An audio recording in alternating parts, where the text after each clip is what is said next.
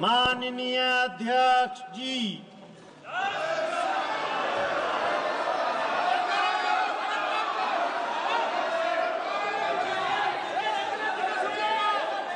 माननीय सदस्यगण, item number 1 Shrimati Nirmala Sitharaman वित्त मंत्री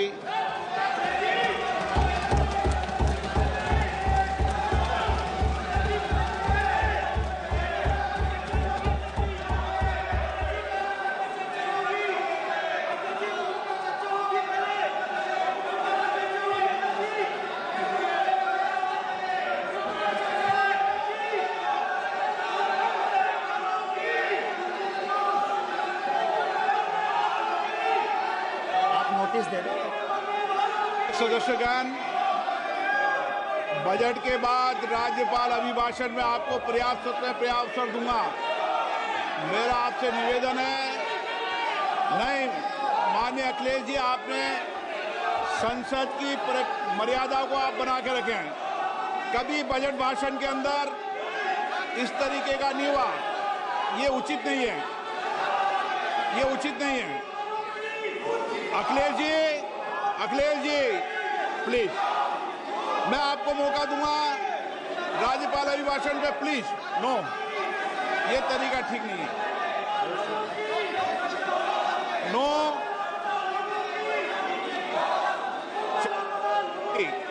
राज्यपाल अभिभाषण पे चर्चा होगी। नो तरीका। Honorable Speaker, I present the budget for 25-26. This budget continues our government's efforts to A. Accelerate growth, B. Secure inclusive development, C. Invigorate private sector investments, D. Uplift household sentiments, and E. Enhance spending power of India's rising middle class. Together, we embark on a journey to unlock our nation's tremendous potential for greater prosperity and global positioning under the leadership of Honorable Prime Minister Shri Narendra Modi.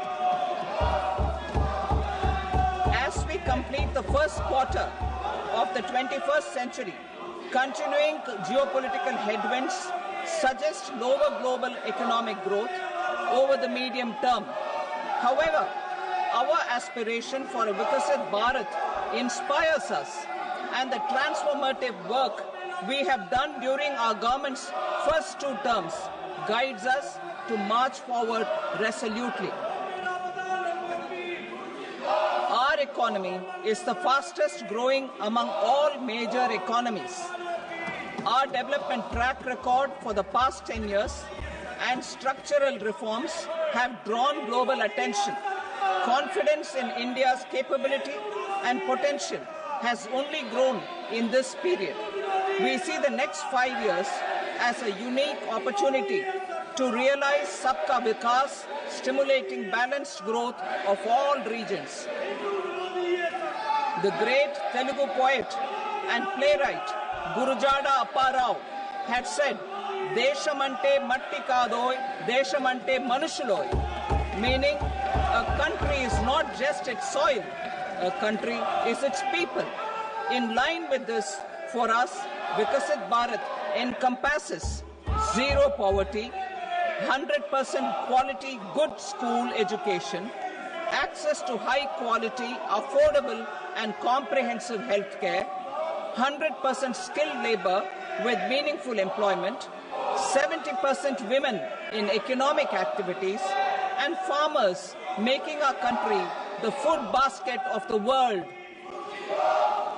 In this budget, the proposed development measures span 10 broad areas focusing on Garib, youth, Annadata and Nari, spurring agricultural growth and productivity, building rural prosperity and resilience, taking everyone together on an inclusive growth path, boosting manufacturing and furthering Make in India, supporting MSMEs, enabling employment-led development, investing in people, economy and innovation. securing energy supplies, promoting exports, and nurturing innovation. For this journey of development, our four powerful engines are agriculture, MSME, investments, and exports. The fuel, our reforms, our guiding spirit, inclusivity, and the destination, Vikasit Bharat. This budget aims to initiate transformative reforms across 6 domains. During the first 5 years, these will augment our growth potential and global competitiveness. The domains are taxation, power sector, urban development, mining, financial sector, and regulatory reforms. Agriculture as the first engine. Now I move to specific proposals, beginning with agriculture as the first engine.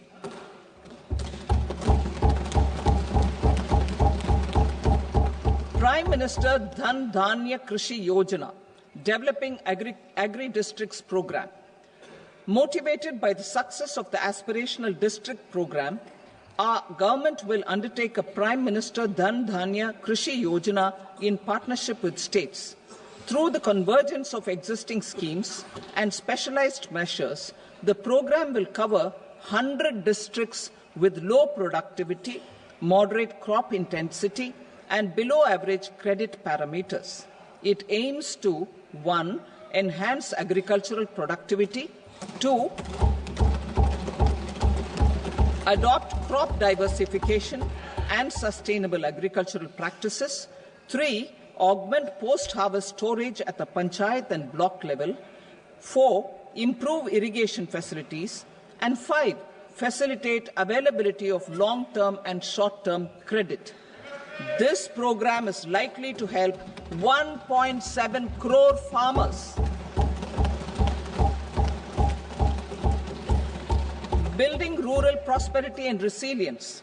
A comprehensive multi-sectoral Rural Prosperity and Resilience Program will be launched in partnership with the states.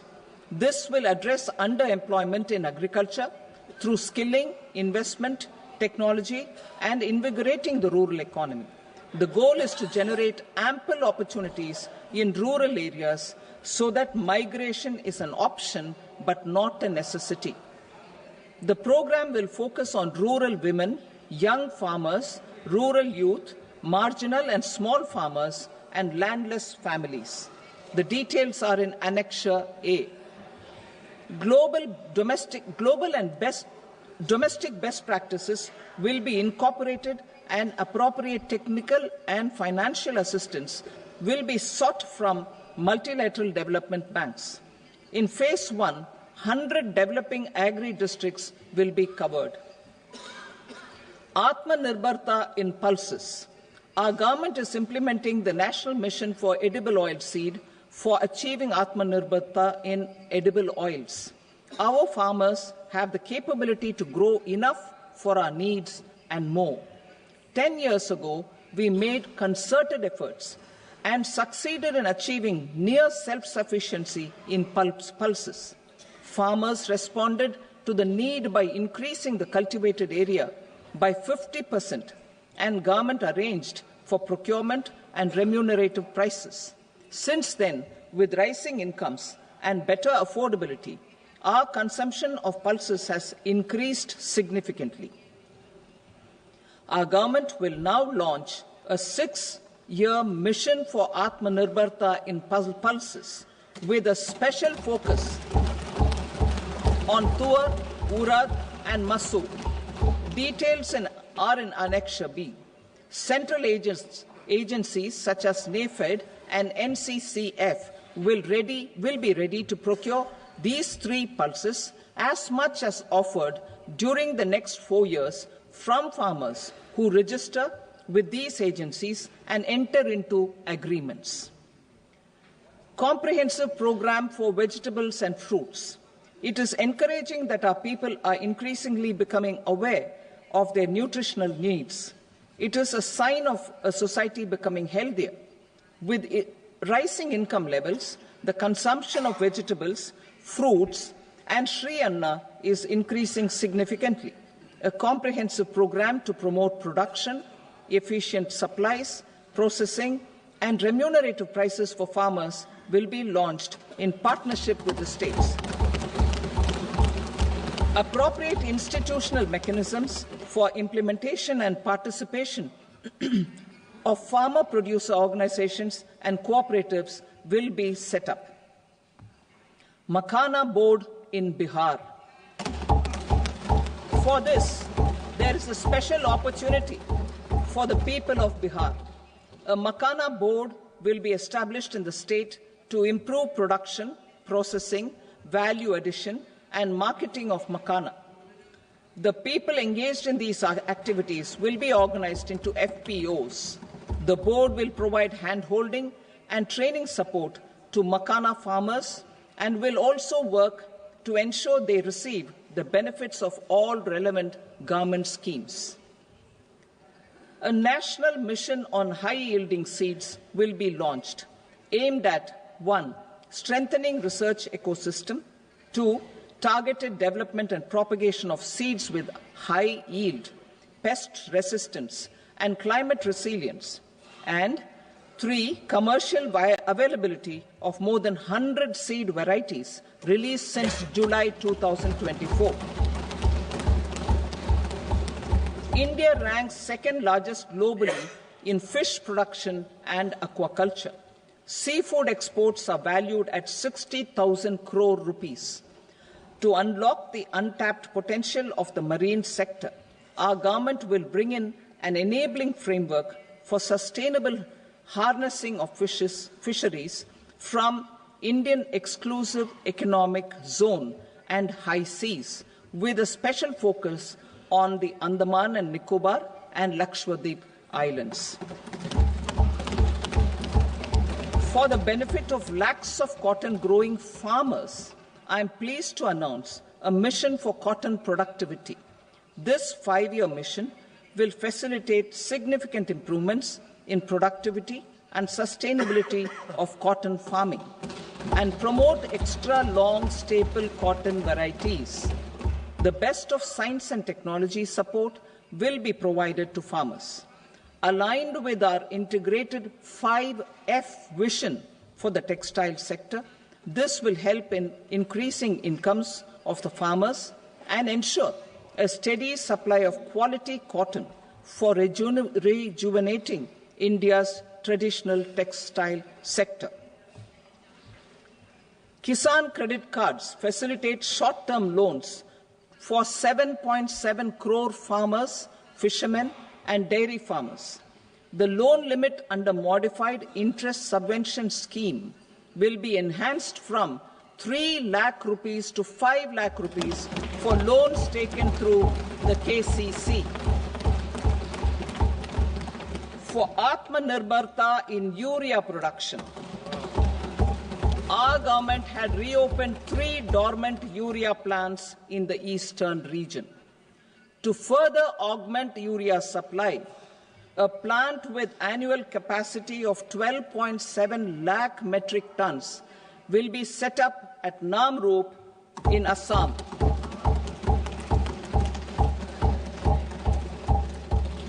India Post, with 1.5 lakh rural post offices, complemented by the India Post Payment Bank and a vast network of 2.4 lakh Dak Sevaks, will be repositioned to act as a catalyst for the rural economy. Details are at Annexure C. India Post will also be transformed as a large public logistics organization. This will meet the rising needs of Vishwakarmas, new entrepreneurs, women, self-help groups, MSMEs, and the large business organizations. Our government will provide support to NCDC for its lending operations for the cooperative sector. MSMEs as the second engine. Now I move to MSMEs as the second engine, which encompasses manufacturing and services with a focus on MSMEs numbering 5.7 crores.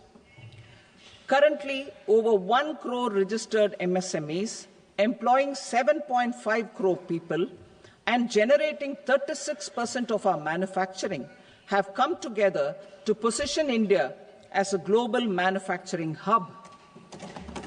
With their quality products, these MSMEs are responsible for 45% of our exports. To help them achieve higher efficiencies of scale, technological upgradation, and better access to capital, the investment and turnover limits for classification of all MSMEs will be enhanced to 2.5 and 2 times respectively. This will give them the confidence to grow and generate employment for our youth. The details are given in Annexure D. To improve access to credit, the credit guarantee cover will be enhanced. First, for micro and small enterprises from 5 crore to 10 crore rupees, leading to additional credit of 1.5 lakh crores in the next 5 years. Second, for startups from 10 crore rupees to 20 crore rupees, with the guarantee fee being moderated to 1% for loans in 27 focus sectors which are important for Atmanirbhar Bharat. And for well-run exporter MSMEs, for term loans up to 20 crore rupees. Also for the micro enterprises, we will introduce customized credit cards with a 5 lakh rupee limit for micro enterprises registered on Udyam portal. In the first year, 10 lakh such cards will be issued. Fund of funds for startups. The Alternate Investment Fund, AIFs, for startups have received commitments of more than 91,000 crores rupees. These are supported by the fund of funds set up with the Government of India's contribution of 10,000 crore rupees. Now, a new fund of funds with expanded scope and a fresh contribution of another 10,000 crore rupees will be set up. A new scheme will be launched for 5 lakh women, scheduled castes and scheduled tribes, first-time entrepreneurs. This will provide term loans up to 2 crore rupees during the next 5 years. The scheme will incorporate lessons from the successful Stand Up India scheme.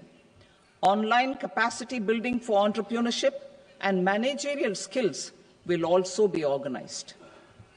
Measures for labor-intensive sectors. To promote employment and entrepreneurship opportunities in labor-intensive sectors, our government will undertake specific policy and facilitation measures. To enhance the productivity, quality, and competitiveness of India's footwear and leather sector, a focus product scheme will be implemented. The scheme will support design capacity, component manufacturing, and machinery required for production of non-leather quality footwear, besides the support for leather footwear and products. The scheme is expected to facilitate employment for 22 lakh persons, generate over 4 lakh crore rupees, and exports of over 1.1 lakh crore rupees. Measures for the toys sector. Building on the National Action Plan for Toys, we will implement a scheme to make India a global hub for toys. The scheme will focus on development of clusters, skills, and a manufacturing ecosystem that will create high-quality, unique, innovative, and sustainable toys that will represent the Made in India brand.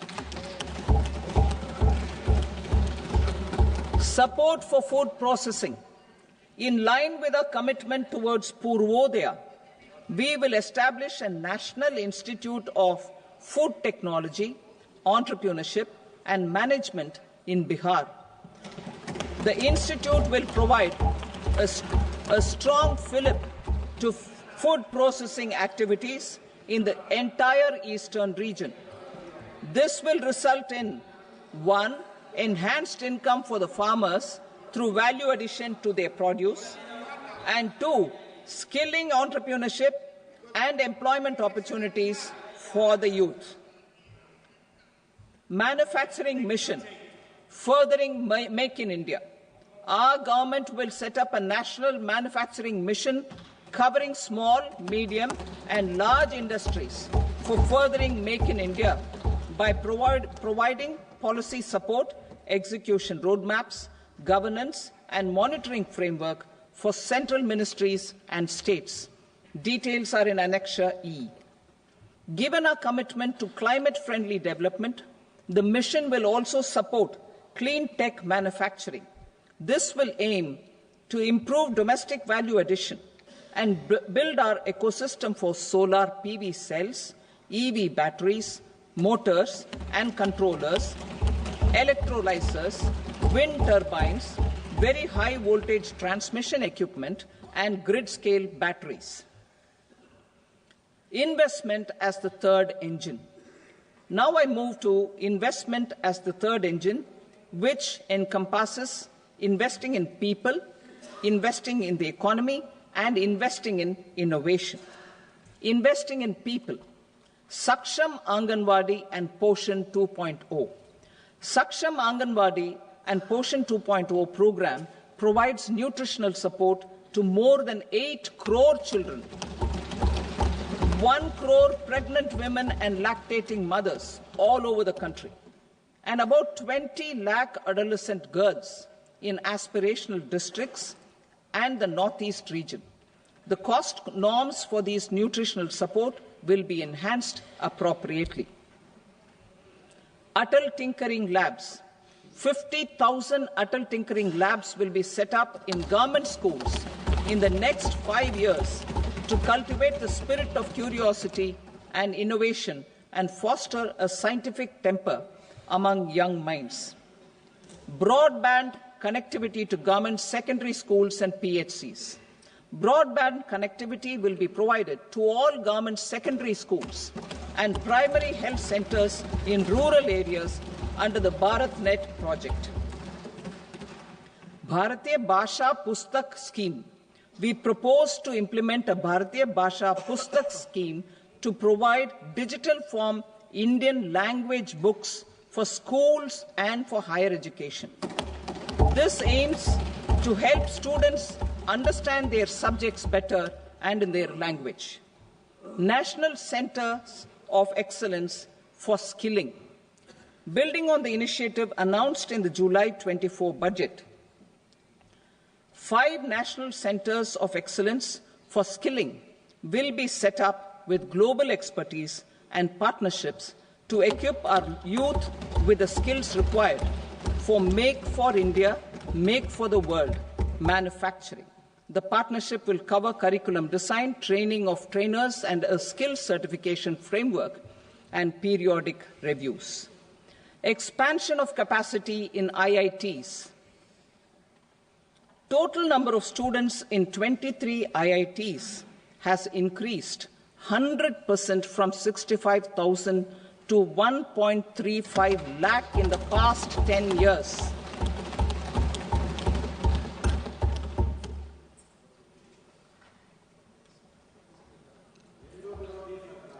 Additional infrastructure will be created in the 5 IITs started after 2014 to facilitate education for 6,500 more students. Hostel and other infrastructure capacity at IIT Patna will also be expanded.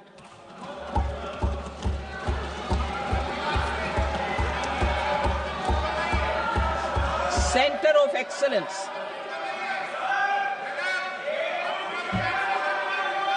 Center of Excellence in AI for Education. I had announced 3 centers of excellence in artificial intelligence for agriculture, health, and sustainable cities in 2023.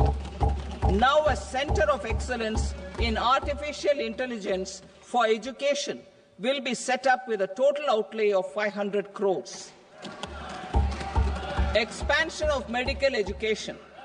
Our government has added almost 1.1 lakh undergraduate and postgraduate medical education seats in 10 years, an increase of 130%. In the next year, 10,000 additional seats will be added in medical colleges and hospitals towards the goal of adding 75,000 seats in the next 5 years. Daycare and cancer centers in all district hospitals. Our government will facilitate setting up of daycare cancer centers in all district hospitals in the next 3 years. 200 centers will be established in 25-26 itself. Strengthening urban livelihoods. Our government has been giving priority to assisting urban poor and vulnerable groups. A scheme for socio-economic upliftment of urban workers will be implemented to help them improve their incomes, have sustainable livelihoods, and a better quality of life. PM Swanidhi scheme has benefited more than 68 lakh street vendors, giving them respite from high-interest informal sector loans. Building on this success, the scheme will be revamped with enhanced loans from banks, UPI-linked credit cards with 30,000 rupees limit, and capacity-building support. Social Security Scheme for welfare of online platform workers. Gig workers of online platforms provide great dynamism to the new age services economy. Recognizing their contribution, our government will arrange for their identity cards and registration on the e-Shram portal. They will be provided healthcare under PM Jan Arogya Yojana. This measure is likely to assist nearly 1 crore gig workers.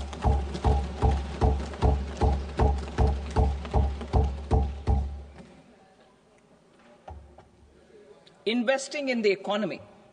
Public-private partnership in infrastructure. Each infrastructure-related ministry will come up with a 3-year pipeline of projects that can be implemented in PPP mode. States will also be encouraged to do so and can seek support from the India Infrastructure Project Development Fund, which is a scheme to prepare PPP proposals. Support to states for infrastructure. An outlay of 1.5 lakh crore is proposed for the 50-year interest-free loans to states for capital expenditure and incentives for reforms. Building on the success of the first asset monetization plan announced in 2021, the second plan for 2025 to 30 will be launched to plough back capital of 10 lakh crore in new projects. Regulatory and fiscal measures will be fine-tuned to support the plan. Jal Jeevan Mission. Since 2019, 15 crore households representing 80% of India's rural population have been provided access to portable tap water connections. To achieve 100% coverage, I am pleased to announce the extension of this mission until 2028 with an enhanced total outlay. The mission's focus will be on the quality of infrastructure and O&M of rural piped water supply schemes through Jan Bhagidari. A separate MOU or separate MOUs will be signed with the states and union territories to ensure sustainability and citizen-centric water services delivery. Urban sector reforms. Building on the July budget proposals, urban sector reforms related to governance, municipal services, urban land and planning will be incentivized. Urban Challenge Fund. the government will set up an urban challenge fund of 1 lakh crore rupees to implement the proposals for cities as growth hubs, creative redevelopment of cities, and for water and sanitation purposes announced in the July budget. This fund will finance up to 25% of the cost of bankable projects, with a stipulation that at least 50% of the cost is funded from bonds, bank loans, and PPPs. An allocation of 10,000 crore is proposed in 2025-26. Power sector reforms.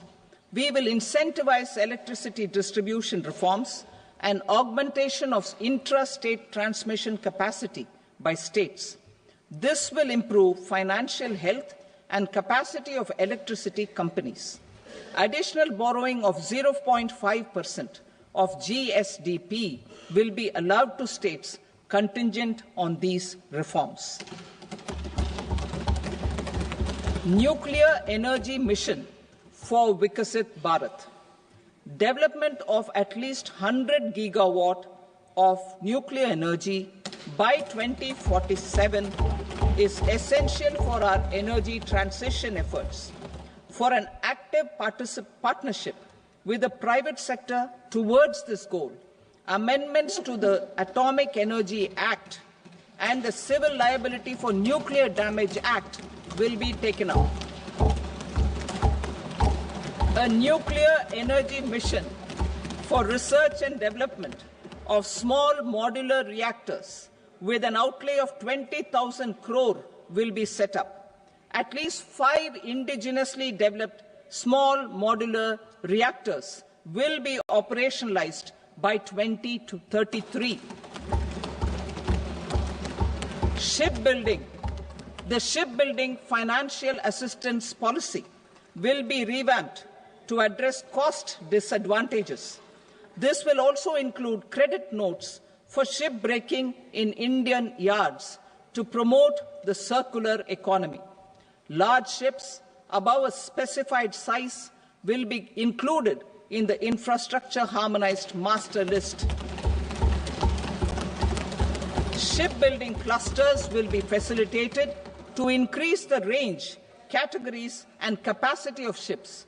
This will include additional infrastructure, facilities, skilling, and technology to develop the entire ecosystem.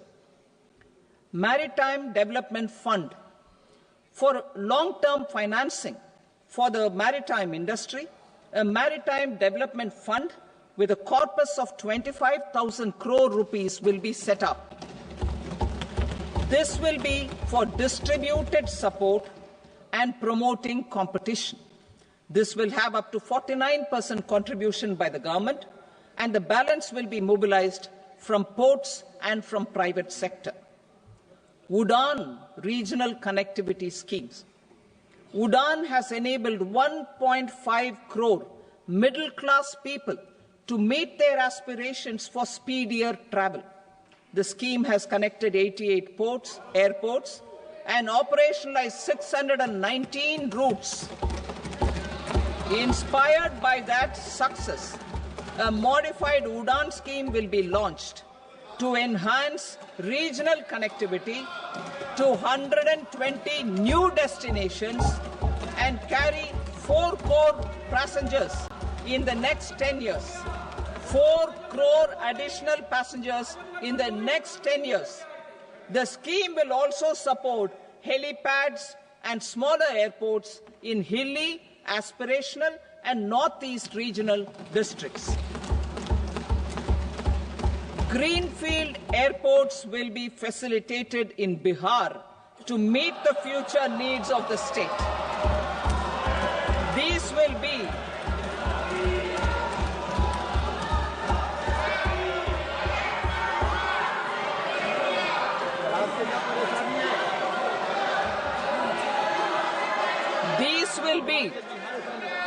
These will be in addition to the expansion of the capacity of Patna Airport and a brownfield airport in Beta. Western Kosi Canal project in Mithilanchal. Financial support will be provided for the Western Kosi Canal ERM project, benefiting a large number of farmers cultivating over 50,000 hectares of land in the Mithilanchal region of Bihar. Mining sector reforms, including those for minor minerals, will be encouraged through sharing of best practices and institutions of a state mining index. A policy for recovery of critical minerals from tailings will be brought out. Under the special window for affordable and mid-income housing, SWAMI, 50,000 dwelling units in stressed housing projects have been completed and keys handed over to home buyers. Another 40,000 units will be completed in 2025, further helping middle-class families who were paying EMIs on loans taken for apartments while also paying rent for their current dwellings. Building on this success, SWAMI Fund 2 will be established as a blended finance facility with contribution from the government, banks and private investors. This fund of 15,000 crore rupees will aim for expeditious completion of another 1 lakh units. PM Gati Shakti data for private sector. For furthering PPPs and assisting the private sector in project planning, access to relevant data and maps from the PM Gati Shakti portal will be provided. Tourism for employment-led growth. Top 50 tourist destination sites in the country will be developed in partnership with states through a challenge mode. Land for building key infrastructure will have to be provided by the states. Hotels in these destinations will be included in the infrastructure harmonized list. The following measures will be taken for facilitating employment-led growth: organizing intensive skill development programs for our youth, including in institutes of hospitality management, providing mudra loans for homestays, improving ease of travel and connectivity to tourist destinations, providing performance-linked incentives to states for effective destination management, including tourist amenities, cleanliness, and marketing efforts, and introducing streamlined e-visa facilities along with visa fee waivers for certain tourist groups. Continuing with the emphasis on places of spiritual and religious significance, in the July budget, there will be a special focus on destinations related to the life and times of Lord Buddha. Medical tourism and heal in India. Medical tourism and heal in India will be promoted in partnership with the private sector, along with capacity building and easier visa norms. Investing in innovation. To implement private sector-driven research, development and innovation initiatives announced in the July budget, I am now allocating 20,000 crore rupees for this purpose. A deep tech fund of funds will also be explored to catalyze the next generation startups as a part of this initiative. In the next 5 years, under the PM Research Fellowship Scheme, we will provide 10,000 fellowships for technological research in IITs and IISc with enhanced financial support. The second gene bank with 10 lakh germplasm lines will be set up for future food and nutritional security. This will provide conservation support to both public and private sectors for genetic resources. We will start a national geospatial mission to develop foundational geospatial infrastructure and data. Using PM Gati Shakti, this mission will facilitate modernization of land records, urban planning, and design of infrastructure projects.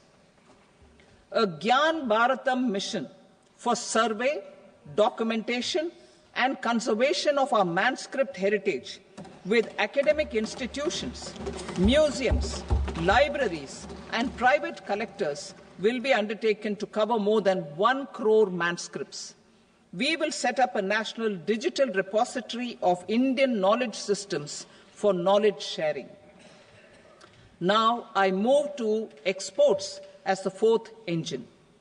We will set up an export promotion mission with sectoral and ministerial targets driven jointly by the Ministries of Commerce, MSME, and Finance. It will facilitate easy access to export credit, cross-border factoring support, support to MSMEs to tackle non-tariff measures in overseas markets. A digital public infrastructure, Bharat Trade Net, for international trade will be set up as a unified platform for trade documentation and financing solutions. This will complement the Unified Logistics Interface platform. The BTN will be aligned with international practices. Support will be provided to develop domestic manufacturing capacities for our economy's integration with global supply chains. Sectors will be identified based on objective criteria.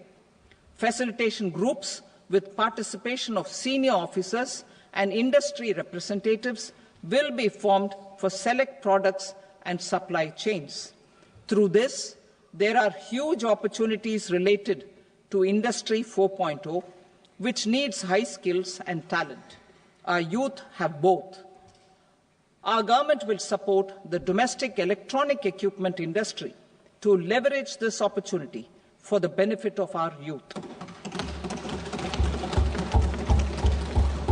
A national framework will be formulated as guidance to states for promoting global capability centers in emerging Tier 2 cities. This will suggest measures for enhancing availability of talent and infrastructure, building bylaw reforms, and mechanisms for collaboration with industry. Our government will facilitate upgradation of infrastructure and warehousing for air cargo, including high-value perishable horticultural produce. Cargo screening and customs protocol will be streamlined and made user-friendly. Reforms as the fuel. Over the past 10 years, our government has implemented several reforms for convenience of taxpayers, such as faceless assessment, 2, taxpayer charter, 3, faster returns, 4, almost 99% returns being on self-assessment, and 5, Vivad Se Vishwas scheme.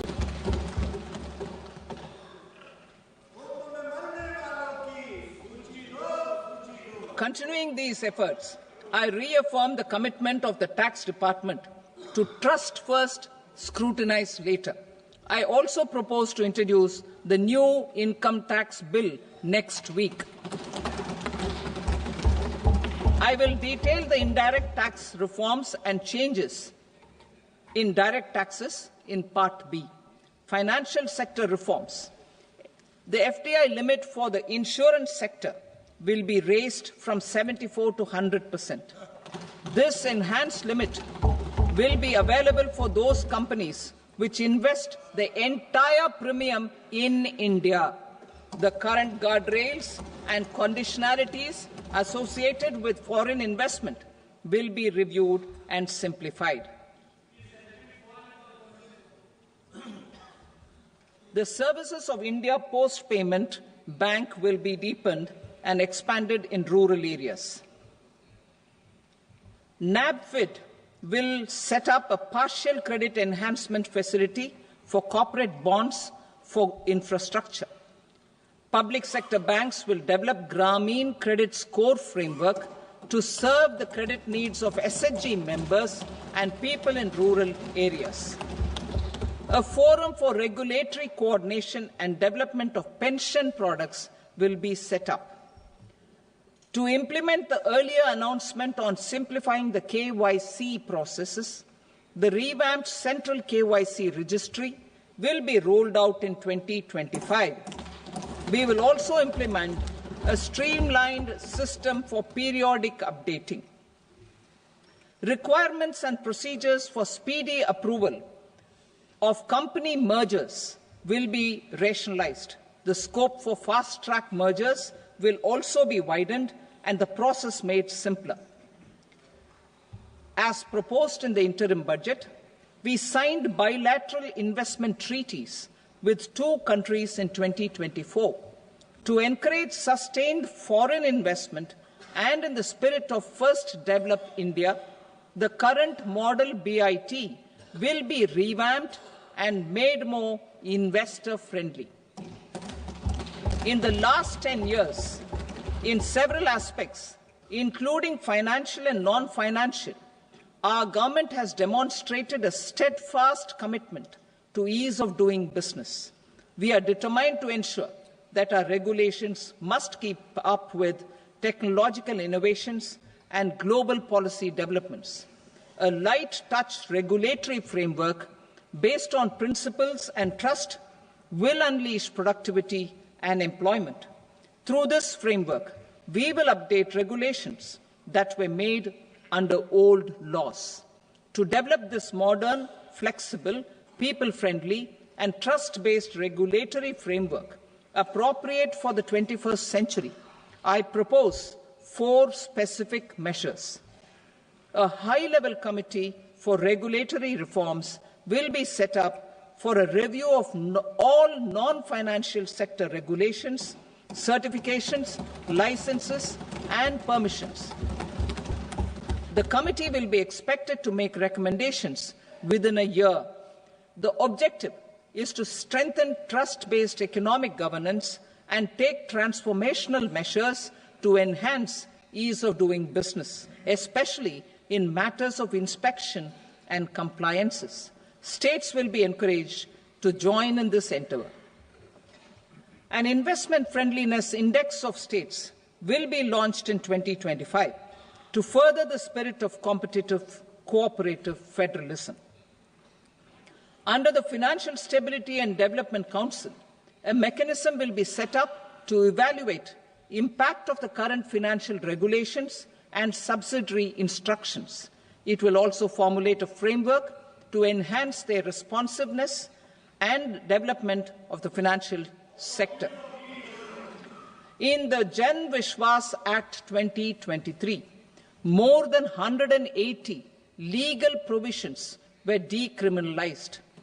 Our government will now bring up the Jan Vishwas Bill 2.0 to decriminalize more than 100 provisions in various laws. I now move to fiscal policy.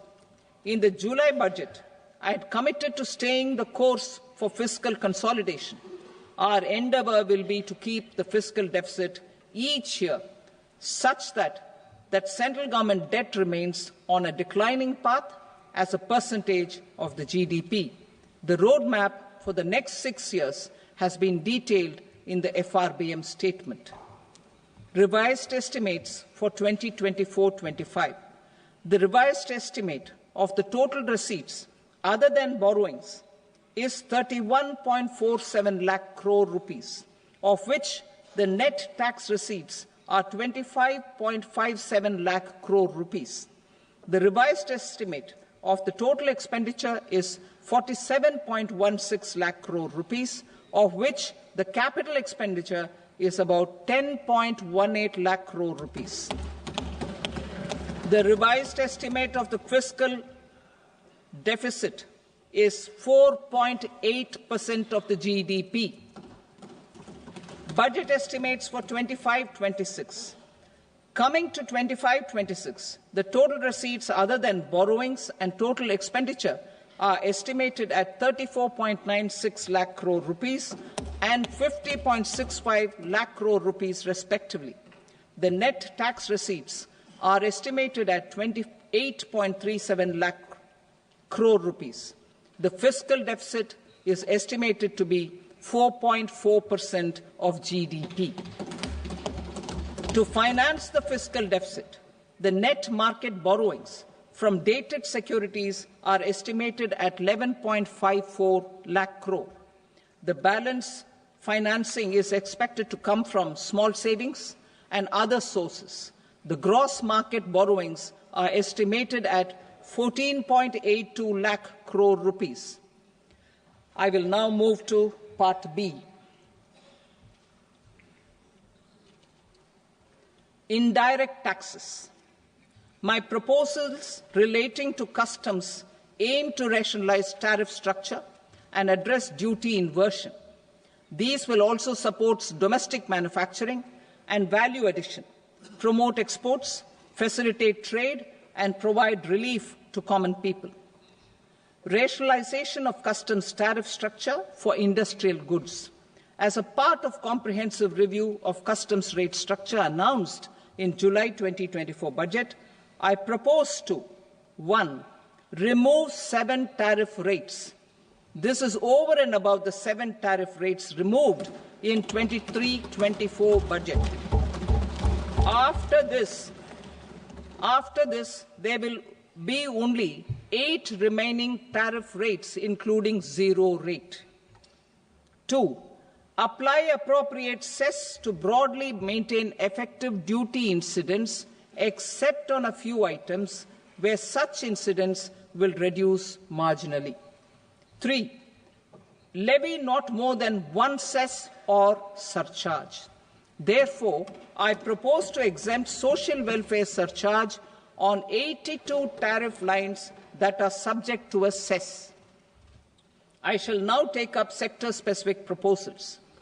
To provide relief to patients, particularly those suffering from cancer, rare diseases, and other severe chronic diseases, I propose to add 36 life-saving drugs and medicines to the list of medicines fully exempted from basic custom duty.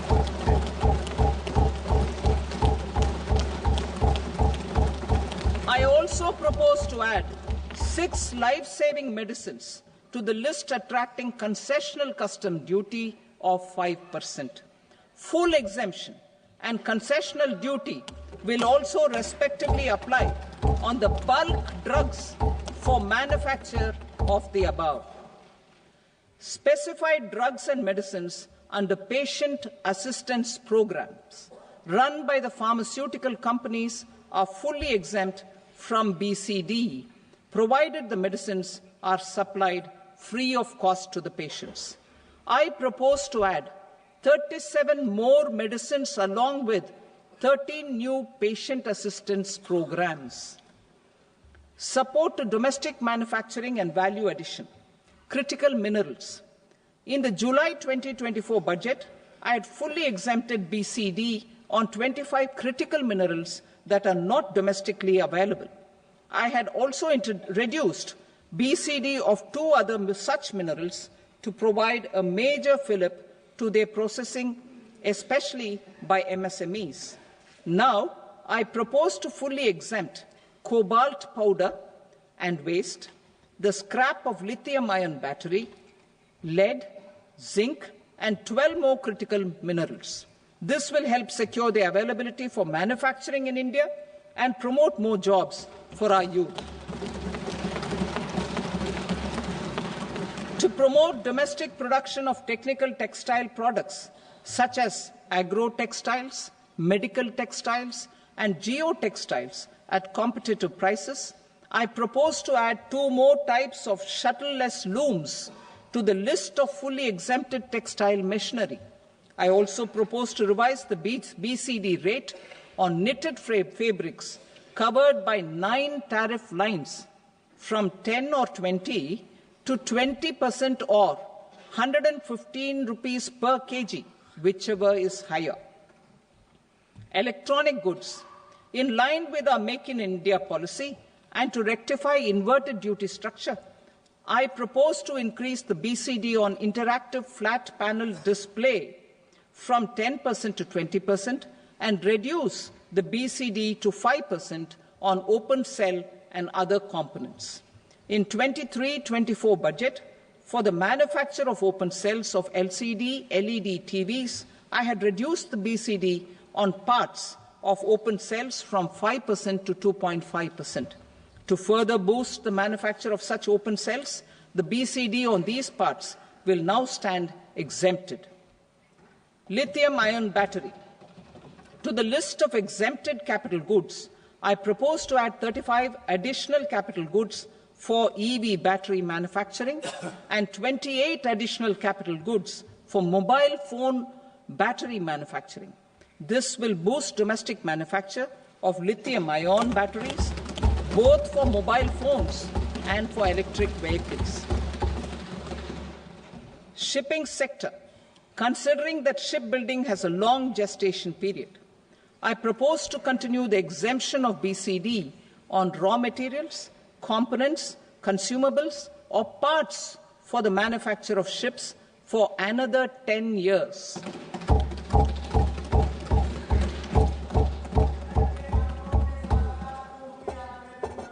I also propose the same dispensation for shipbreaking to make it more competitive.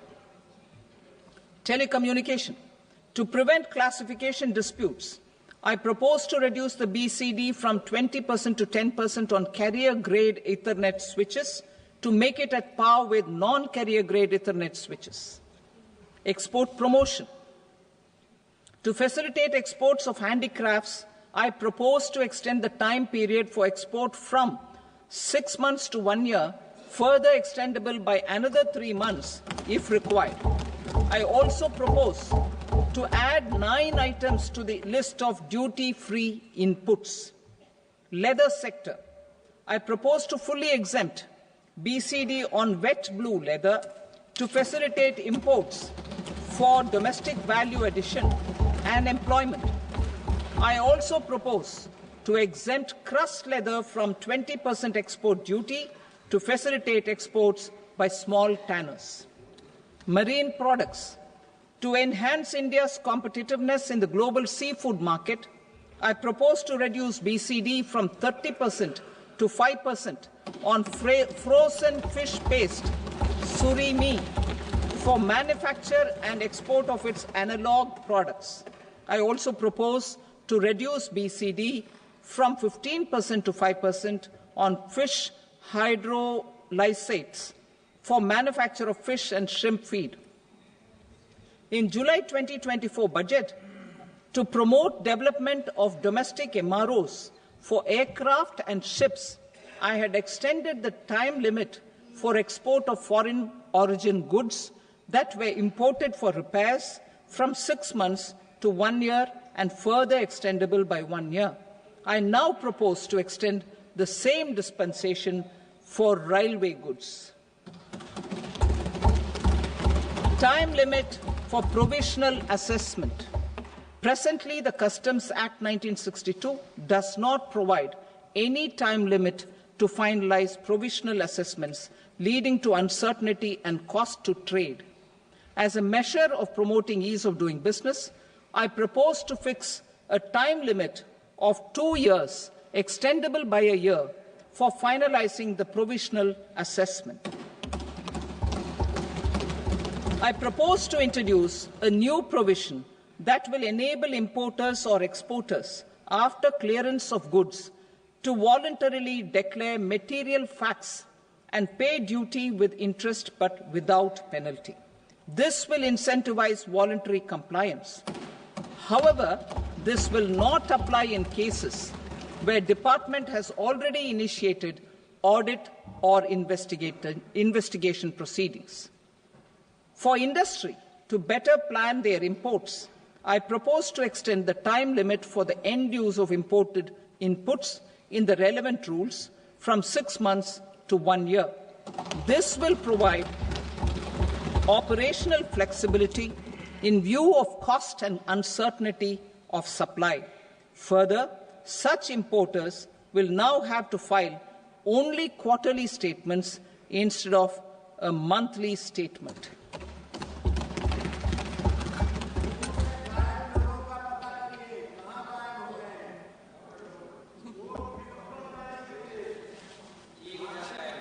I now come to my direct tax proposals. In Part A, I have briefly underlined taxation reforms as one of key reforms to realize our vision of Vikasit Bharat. In respect of criminal law, our government had earlier ushered in Bharatiya Nyaya Sanhita, replacing Bharatiya Danda Sanhita. I am happy to inform this august House and the country that for new income tax bill will carry forward the same spirit of Nyaya in its drafting as well. The new bill will be clear and direct in text, with close to half of the present law in terms of both chapters and words. It will be simple to understand for taxpayers and tax administrators, leading to tax certainty and reduced litigation. Reforms, however, are not a destination. They are means to achieve good governance for our people and economy. Providing good governance primarily involves being responsive. The Tirukural captures this in verse 542, which reads, "Vaanokki vaazhum ulagallam, mannavan kol nokki vaazhum kudi," meaning, just as the living beings live expecting rains, citizens live expecting good governance. Our government is committed to keeping an ear to the ground and a finger on the pulse and responding while balancing our national building efforts.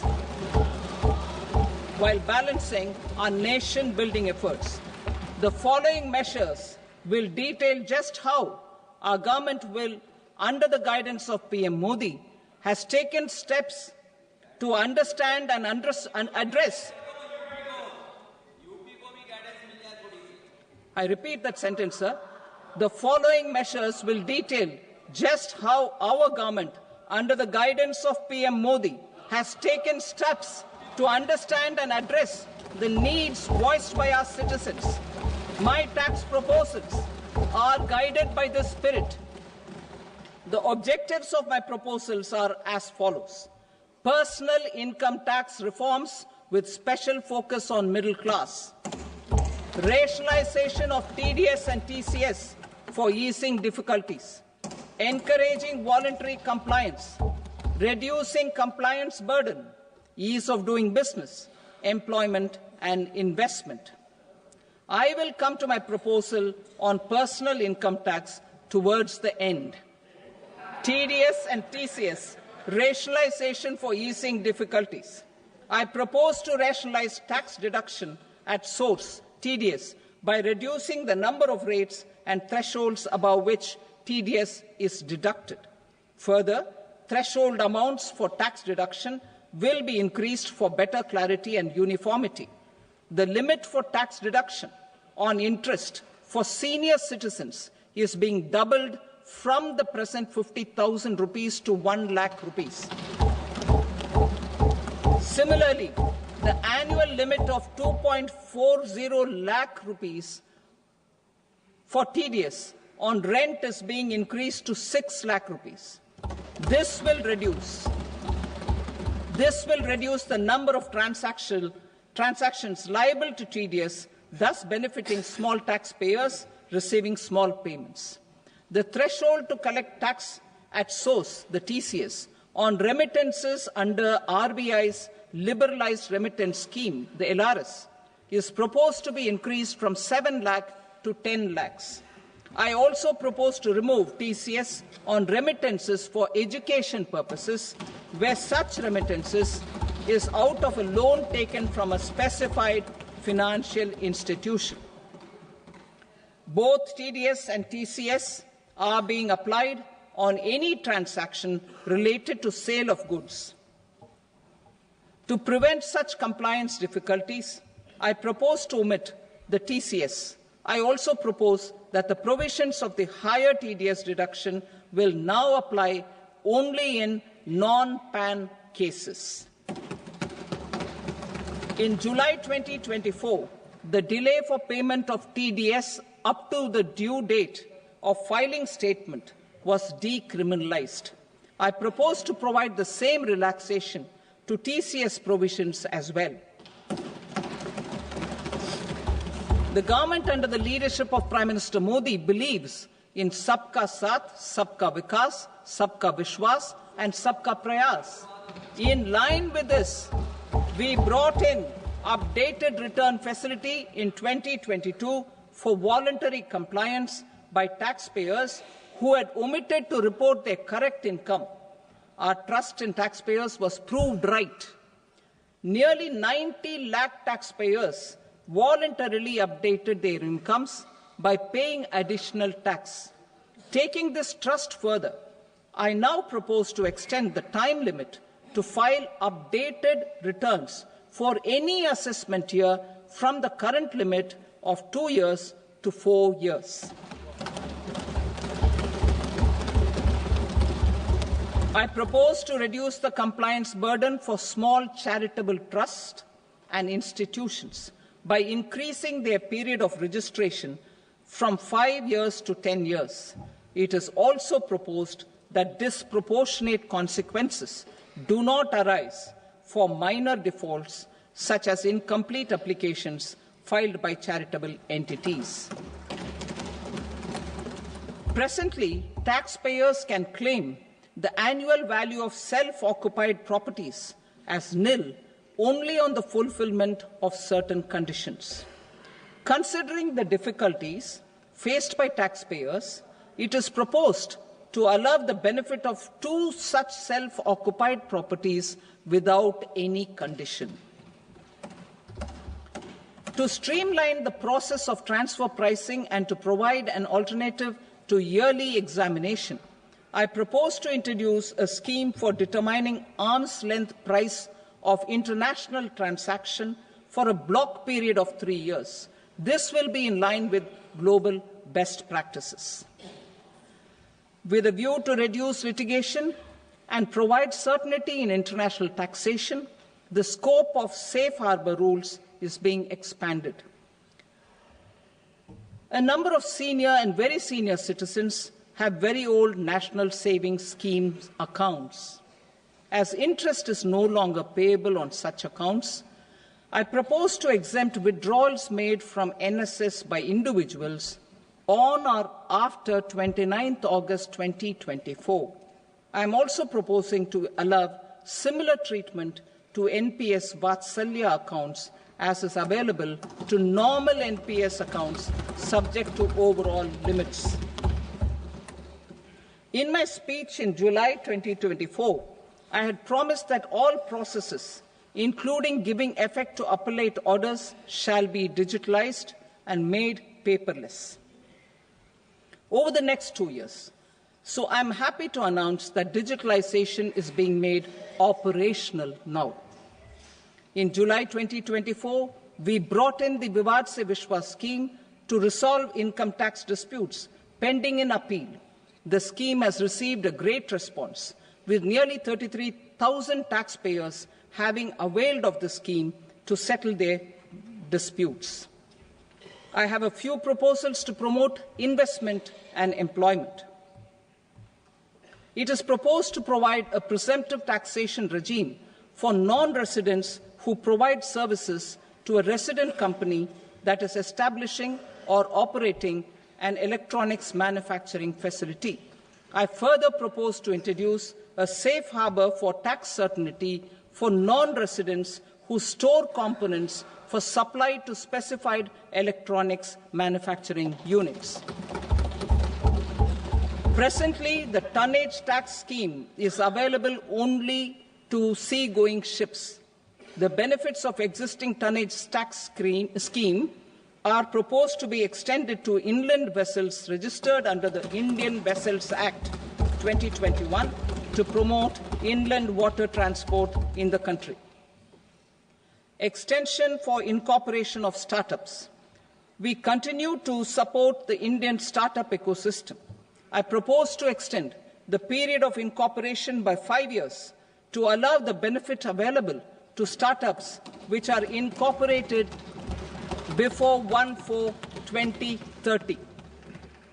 In order to attract and promote additional activities in the IFSC, I am inter alia proposing specific benefits to ship leasing units, insurance offices, and treasury centres of global companies which are set up in IFSC. Further, to claim benefits, the cut-off date for commencement in IFSC has also been extended by 5 years to 31/3/2030. Category 1 and Category 2 AIFs are undertaking investments in infrastructure and other such sectors. I propose to provide certainty of taxation to these entities on the gains from securities, to promote funding from sovereign wealth funds and pension funds to the infrastructure sector. I propose to extend the date of making an investment by 5 more years up to 31st March 2030.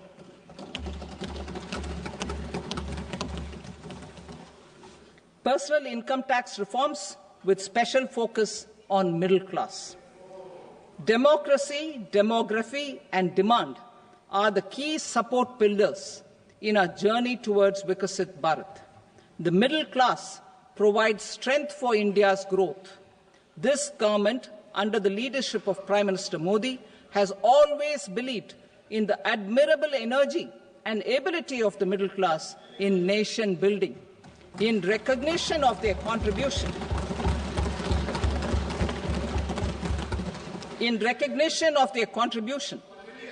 we have periodically reduced their tax burden. Right after 2014, the nil tax slab was raised to 2.5 lakhs of rupees, which was further raised to 5 lakh rupees in 2019 and to 7 lakh rupees in 2023. This is reflective of our government's trust on the middle-class taxpayers. I am now happy to announce that there will be no income tax payable up to income of 12 lakh rupees.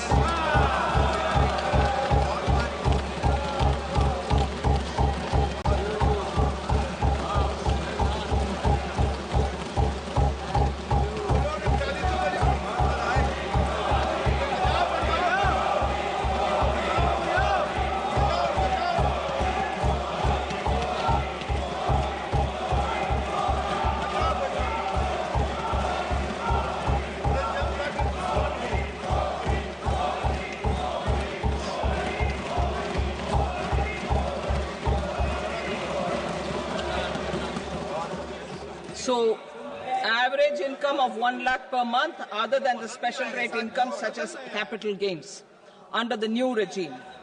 This limit will be 12.75 lakh for salaried taxpayers due to the standard deduction of 75,000. Slabs and rates are being changed across the board to benefit all taxpayers. The new structure will substantially reduce the taxes of the middle class and leave more money in their hands, boosting household consumption, savings and investment. In the new tax regime, I propose to revise tax rate structures as follows: 0 to 4 lakh rupees nil, 4.8 lakh rupees to 4 to 8 lakh rupees 5%, 8 to 12 lakh rupees 10%, 12 to 16 lakh rupees 15%, 16 to 20 lakh rupees 20%, 20 to 24 lakh rupees 25%, and above 24 lakh rupees 30%. To taxpayers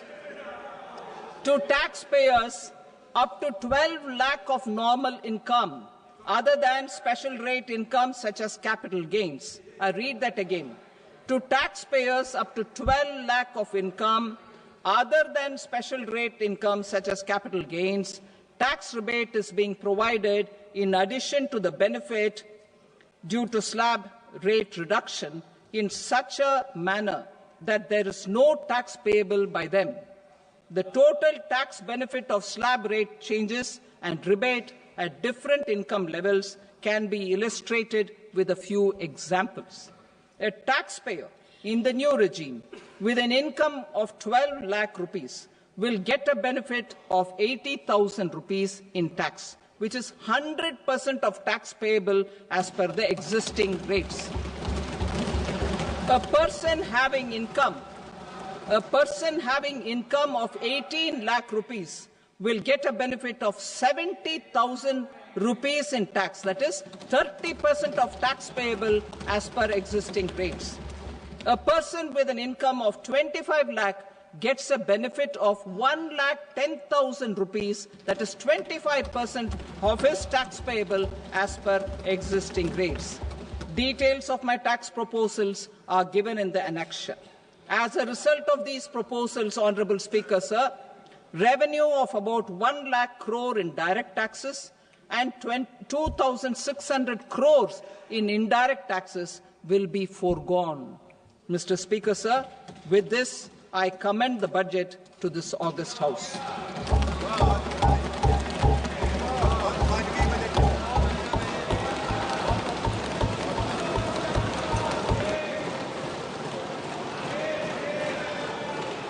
item number 2, Shrimati Nirmala Sitharaman. Sir, with your permission, I rise to lay on the table the following statements under Section 3(1) of the Fiscal Responsibility and Budget Management Act 2003. Medium-term fiscal policy cum fiscal policy strategy statement and macroeconomic framework statement. Item number 3, Shrimati Nirmala Sitharaman. Sir, with your permission, I rise to move for leave to introduce the Finance Bill 2025. प्रश्न ये है कि विधेयक को पुनर्स्थापित करने की अनुमति प्रदान की जाए.